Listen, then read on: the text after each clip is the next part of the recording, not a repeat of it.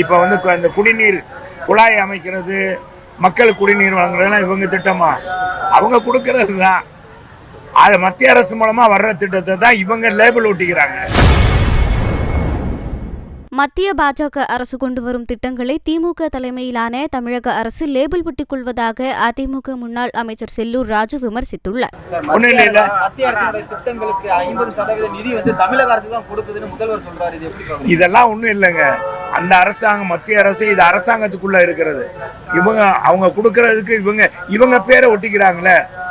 இப்ப அங்கங்க இவங்க குடிமராமத்து திட்டத்தெல்லாம் இப்ப வந்து இந்த குடிநீர் குழாய் அமைக்கிறது, மக்கள் குடிநீர் வழங்குறதுலாம் இவங்க திட்டமா? அவங்க கொடுக்கறது தான். அது மத்திய அரசு மூலமா வர்ற திட்டத்தை தான் இவங்க லேபிள் ஒட்டிக்கிறாங்க.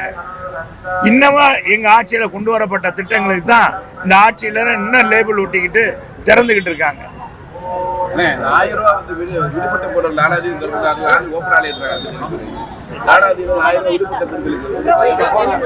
அரசாங்கத்துல எதுவுமே சிறப்பா இருக்காது.